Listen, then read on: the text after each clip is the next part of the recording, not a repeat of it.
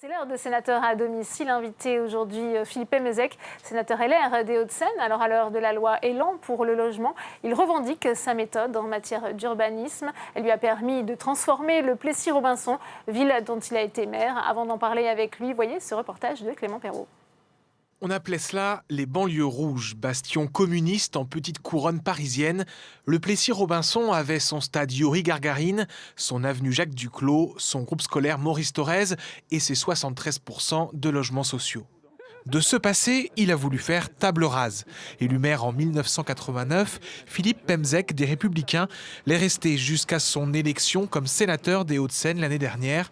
Changer de fond en comble l'aménagement urbain, repenser le vivre ensemble en banlieue, c'est son combat politique. On a rasé beaucoup des logements sociaux, on a reconstruit des beaux logements sociaux parce que ce que je veux aussi c'est que tout le monde ait droit au beau, y compris les gens modestes et surtout les gens modestes parce que je suis moi-même d'origine modeste, donc mes parents étaient ouvriers et donc j'ai toujours vécu dans des logements pas forcément toujours terribles. Exemple de ces aménagements, la Cité Jardin.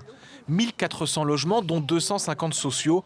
Construit il y a 10 ans, la rupture urbanistique avec les cités dortoirs est manifeste. 5 étages maximum et des espaces verts aménagés.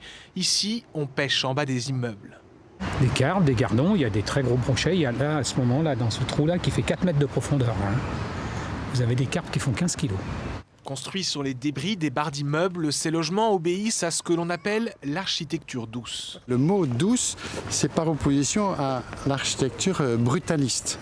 Donc l'idée, c'est plutôt de s'intégrer en douceur par rapport à l'urbanisme, puisque construire, c'est un acte assez violent, si vous voulez, c'est introduire du béton dans un espace. Juste à côté, le centre-ville a lui été construit ex nihilo dans l'esprit un peu carte postale d'un village typique.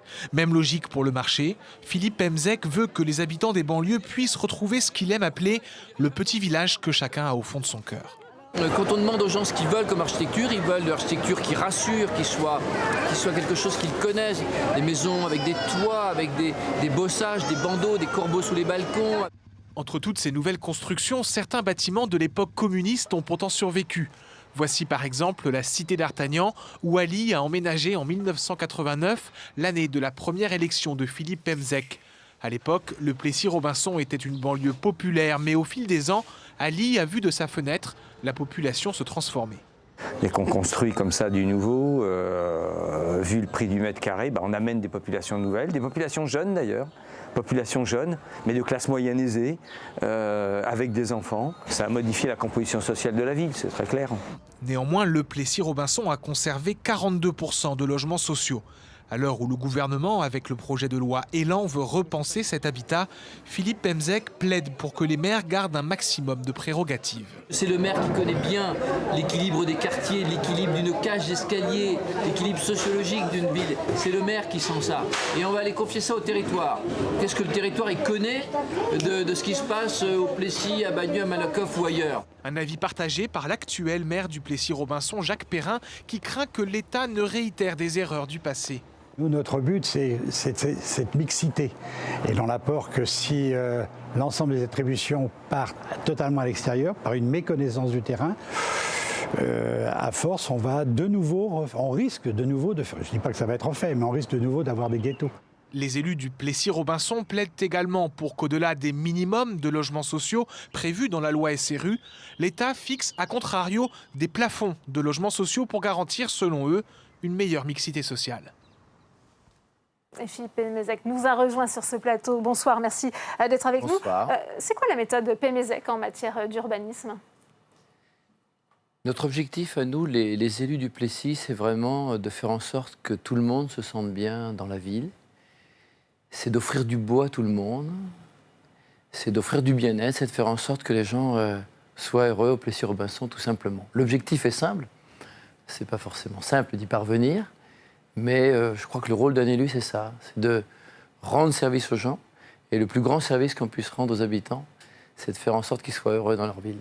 Quitte parfois à en faire trop, c'est ce qu'on a pu vous reprocher aussi, Philippe Pemezec? En faire trop, ça signifie quoi?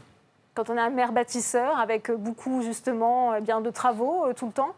Mais la ville était tellement abandonnée, délaissée, elle était tellement moche, qu'il y avait un tel travail à faire que, eh bien, il faut se mettre à l'ouvrage. Et je n'ai pas fini de faire ce travail de remise en état de la ville.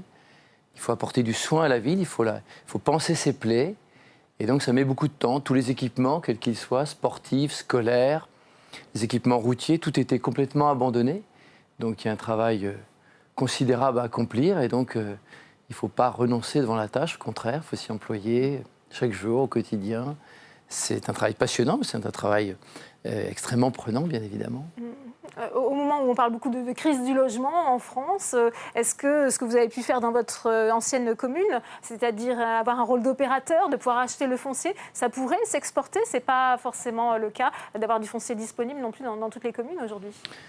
Mais c'est vrai qu'en arrivant au tout début, il y avait peu de foncier disponible. C'est nous qui l'avons libéré en détruisant certaines opérations dans lesquelles les gens ne pouvaient plus vivre. Et donc on a vidé un certain nombre d'immeubles, on les a détruits, puis on a reconstruit des immeubles beaucoup plus beaux, beaucoup plus développement durable, dans lesquels évidemment les gens sont plus heureux, et c'est sans commune mesure. Et puis, donc, il y a des villes qui, elles, disposent de foncier. Nous n'en avions pas tant que ça, mais nous avons libéré ce foncier, nous l'avons fabriqué. C'est-à-dire que nous avons un peu reconstruit la ville sur la ville. Et donc, nous avons réalisé un certain nombre d'opérations, des opérations mixtes, parce qu'il y avait 73% de logements sociaux. Donc, la ville était un ghetto, et donc il fallait casser ça. Et donc, aujourd'hui, nous avons veillé à une meilleure répartition spatiale des logements sociaux, des logements privés, et à un meilleur équilibre de peuplement dans chaque cage d'escalier, dans chaque immeuble. Et aujourd'hui, le Plessis est... Il y a encore de la mixité sociale au Plessis-Robinson aujourd'hui? Bien sûr, on a 40% de logements sociaux. Donc vous imaginez qu'il y a encore... il y a aussi du logement intermédiaire qui malheureusement n'est plus comptabilisé dans les logements sociaux. D'ailleurs, s'il l'était, on serait probablement encore à plus de 50% de logements sociaux. Et on peut se demander d'ailleurs pourquoi le logement intermédiaire a été retiré du contingent logement social, puisque si on veut vraiment organiser un parcours résidentiel, permettre aux gens d'évoluer dans leur vie et d'arriver un jour à la propriété, il faut qu'il y ait du logement intermédiaire. Donc il faut inciter les maires à en faire.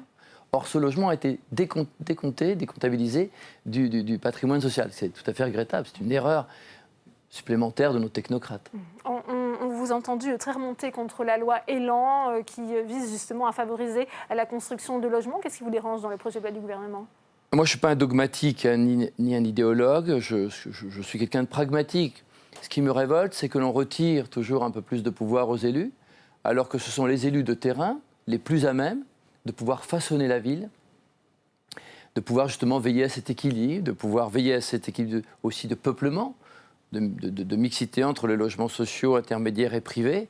Je pense que celui qui au quotidien aménage la ville, c'est le maire. Donc aller confier ça à une structure qui ne connaît rien à votre ville, ou à des fonctionnaires qui sont très éloignés des décisions locales, eh bien je trouve ça stupide. C'est la principale des critiques que je fais à ce texte. On devrait faire confiance aux élus, mais nous sommes malheureusement dans une période de recentralisation. Les fonctionnaires ont beaucoup souffert, nos grands technocrates, de perdre le pouvoir au travers des lois de décentralisation.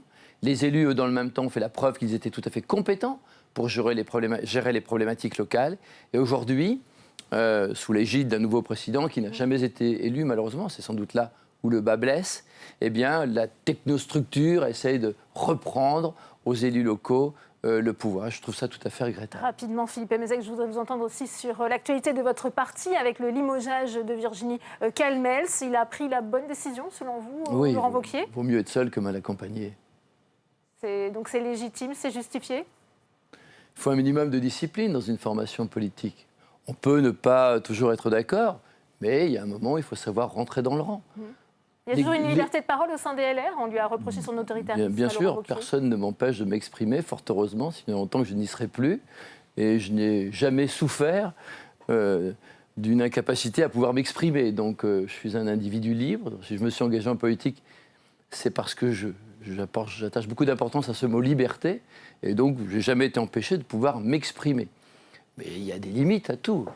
Si elle veut prendre le pouvoir, il faut qu'elle crée sa propre formation. Eh bien, merci à vous, Philippe Mézec, d'avoir été notre invité. C'est la fin de cette édition. Merci à vous de l'avoir suivi.